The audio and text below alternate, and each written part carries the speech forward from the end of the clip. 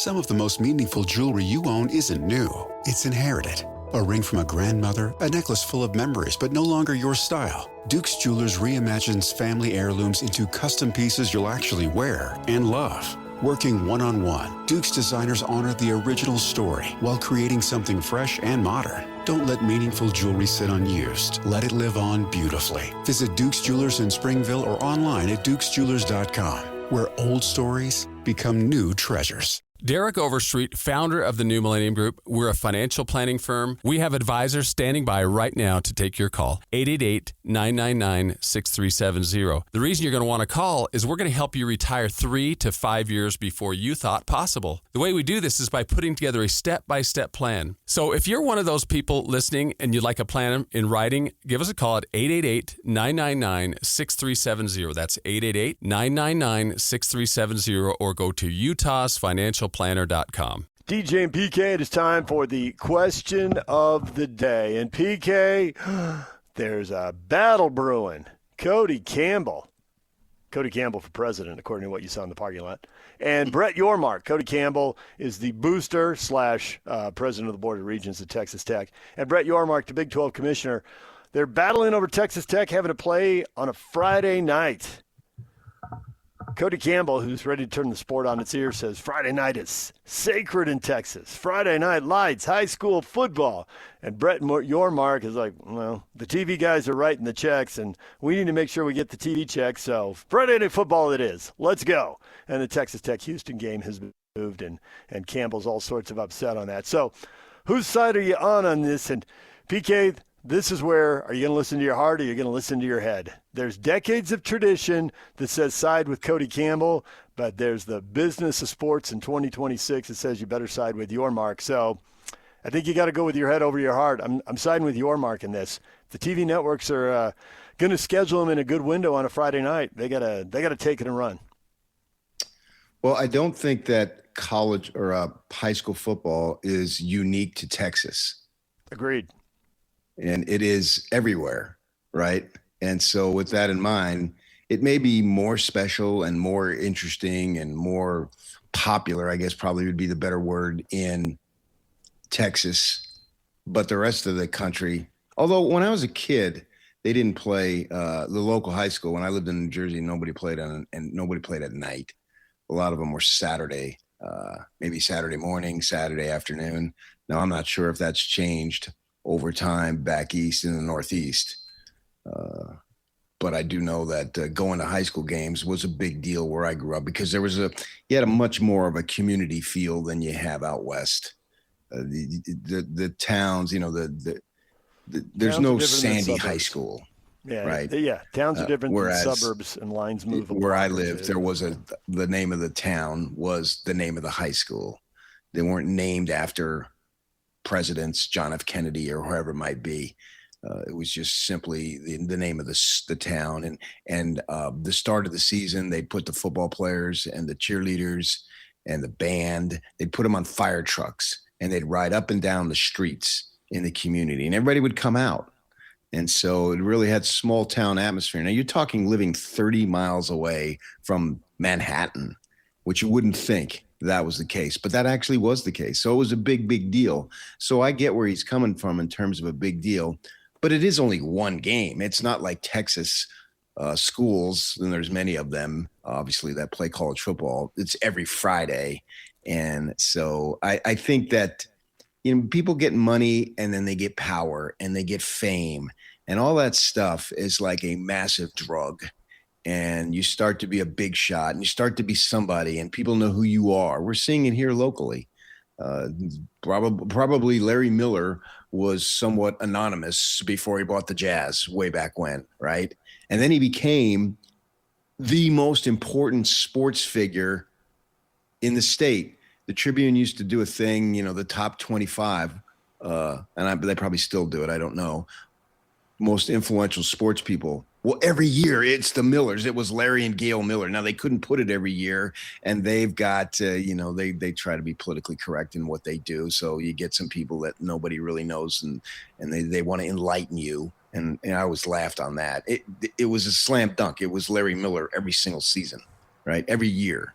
And now you can argue it's Ryan Smith every single year going forward, because they get the money, then they get the team, then they get the fame. And Cody Campbell doesn't have the team, but he has the money.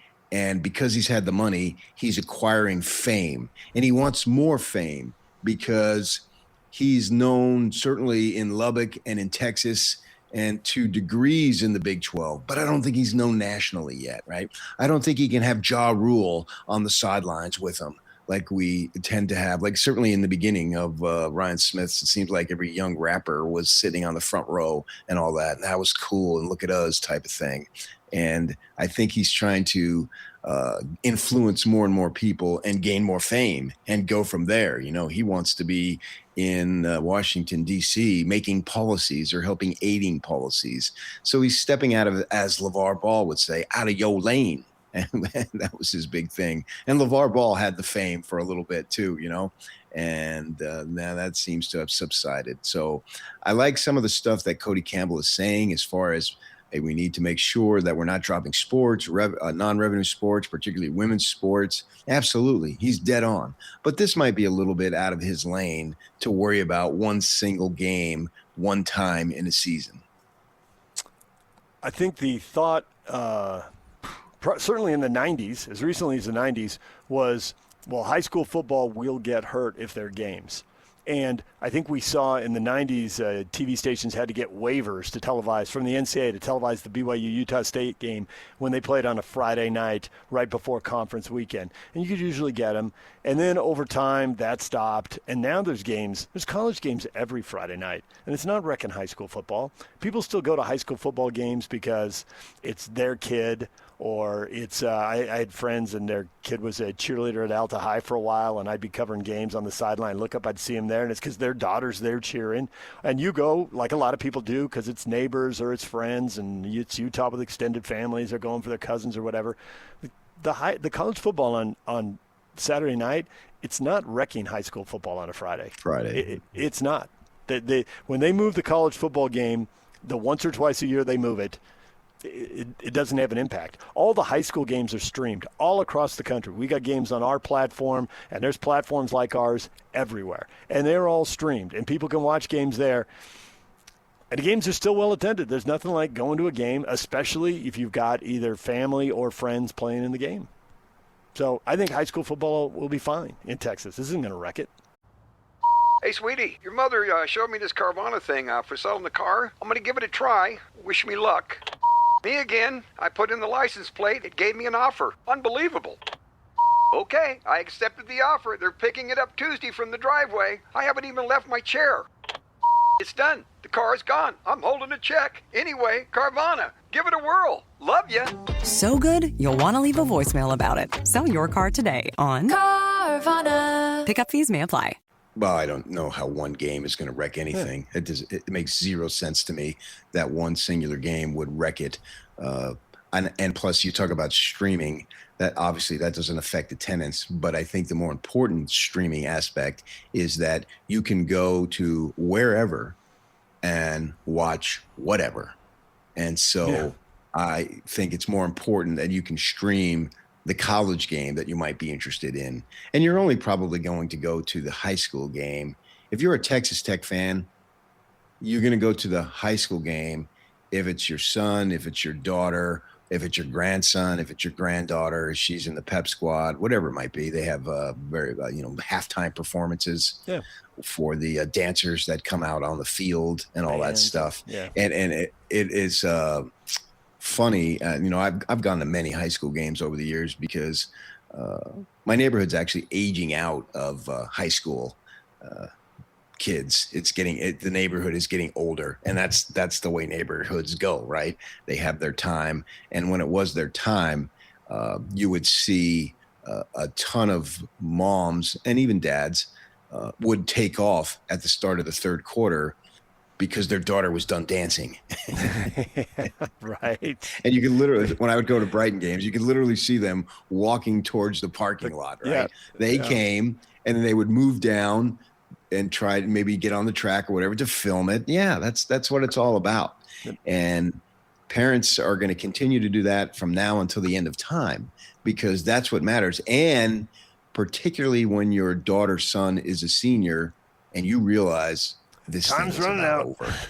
This is about over. Everything that we've been doing for the last 10, 12, 15 years is now coming to conclusions. And it's emotional, right? Because it marks the passage of time. I can remember being in that situation myself. Every little step that marks the passage of time. When my daughter, the younger of the two, walked into the school for all day first grade, I went home and sobbed like a baby because that was it. It was a major change. And my neighbor, who's still my neighbor, had a daughter and saw that and called me from across the street because she knew I was hurting. I'm a guy who gets sad when we change clocks. That's one of the reasons I love living in Arizona. It was one of the things I didn't have to get sad about because they don't change clocks. I mean, anything that ends, I don't care what it is, it ends, especially, and it gets worse as you get older. Man, that's gone now.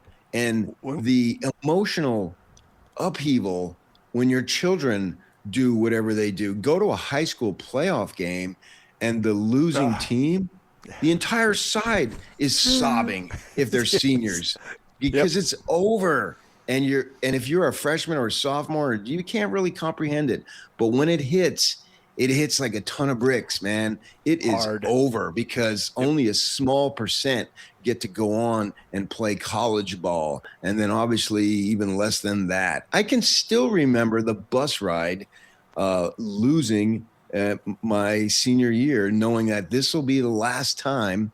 And I can draw a tear out of Pablo later today when I took off that Thunderbird uniform for the last time. Only he would be able to relate to that. He's the only guy in the entire state of Utah who can relate to that with me. I mean, actually, there's not. No, I have a friend who actually lives in Salt Lake, and we played ball together, and he listens, and so he texts me occasionally. We were friends since we were like 15 years old, and he actually lives in the community, so he can relate. So there's two of us, three of us. It's emotional, and so I think if you're a parent, you're going to go to that game. And you could be the most hardcore BYU Utah fan, fill in the blank fan, and you're going to choose your own child. That's just the way it would be. And it's not going to affect high school ball at all. I think this actually discredits Cody Campbell a little bit because I like some of the stuff that he's been saying. We had him on the air. And I'm a huge proponent of the non-revenue sports and having the opportunities to play, most especially at the high school level, right? Because you need to get kids involved in things that are good as much as possible, whether it's the yearbook staff or it is the mountain biking, whatever it might be. It just literally doesn't matter. Get them involved. And even that, and I'll leave it alone there. Even at that, it's no guarantee that things are going to go smoothly. And we're all fighting the odds, particularly for young women.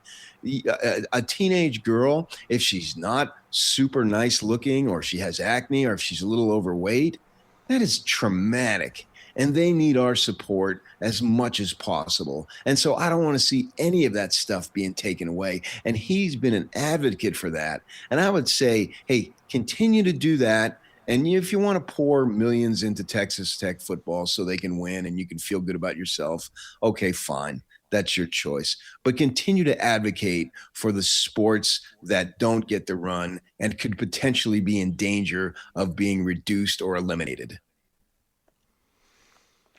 So funny you say that about the kids and the passage of time, and that's one of the reasons these high school parents will hold on and these games will flourish, even if Texas Tech and Houston play on Friday night every year.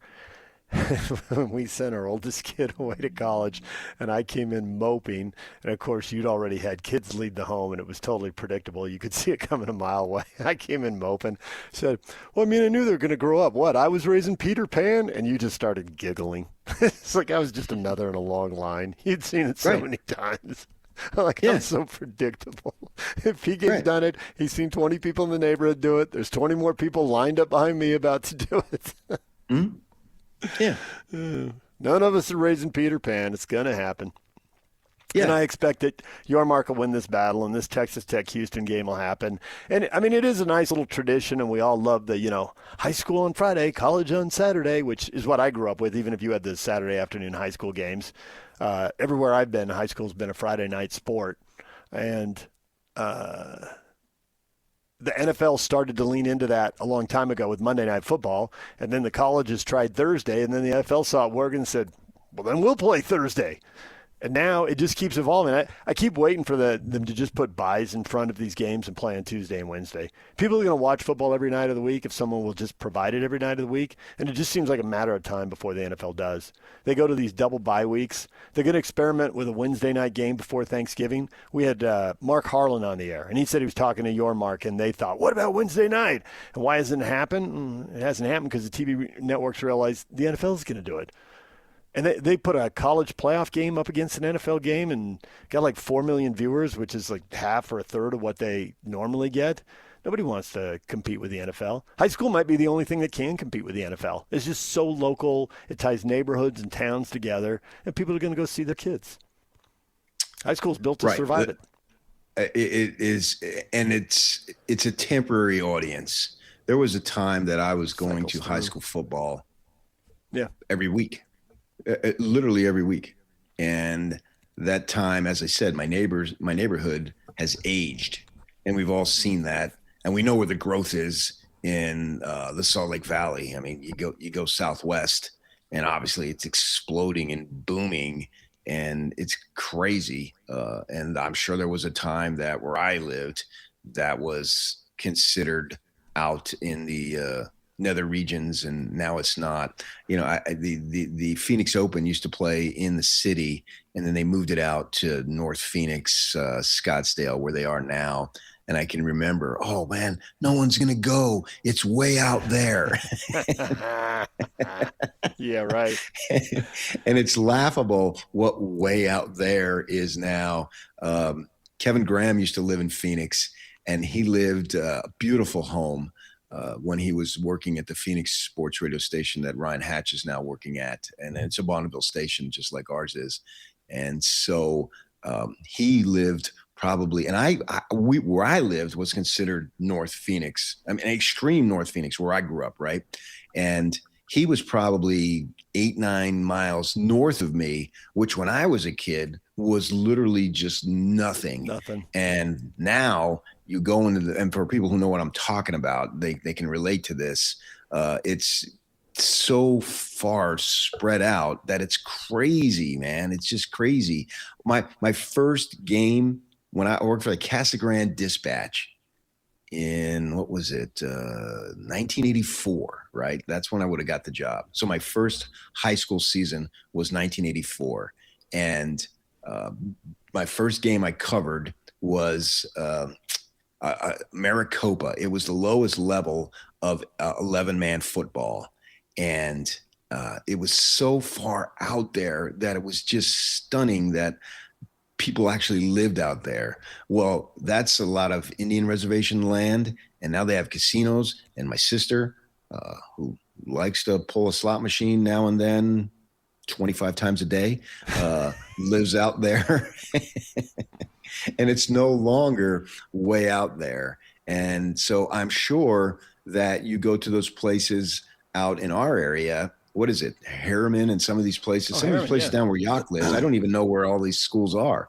I'm sure they're going to have great attendance because that's where the youth is and that's where people are and the younger folks, and they're going to go to these games. And so a college football game, well, you just monitor it on your phone, or you can watch it, you can check the score, what have you, but you're not going to give up something like that for a college game. Yeah. No way. And the college game is going to have its ratings. It's going to have its attendance. BYU plays on a Friday night. How many people they hold? 63,000. They're going to have 63,000. That's just a fact. So I think both can coexist and be just fine. I think there's 350 million people in the country. Both can flourish. And everything you talk about in Phoenix has happened here in our lifetime. When we moved here, Skyline they had the big numbers. Now they're playing 4A football. They used to be in the highest They were in 4A when it was the biggest. They're in 4A now, and there's all these bigger 5A and 6A schools because what you talk about, the neighborhood gets old. And the power changed, and Alton, Bingham started winning all the time. And Alta's not that far from where you live. So not at all. You were right in the middle of it. And Alton, Bingham were moving games off campus. I think they might have played at Rice-Eccles once. I think they played I think they moved games, either school, I don't know if they're playing each other, but they moved them to RSL Stadium. They were drawing huge crowds. And now those schools, that's not where the growth is. It's like you talk about, like Harriman and Mountain Ridge, these schools that didn't even exist are now really good. And Sky Ridge didn't exist. They're really good. And those neighborhoods have a gazillion kids. I do have one beef, DJ. What's that? That it seriously bugs me when people go put their blankets on the high school bleachers Friday at 10 a.m. thinking that seat is going to be saved. Oh, I've seen it work. To get I know to it works, game, and it bugs me, but it shouldn't. No. Yes, one of our former bosses when we were with the Jazz, Jeremy Castro, played at Kearns, actually won a state football title at Kearns.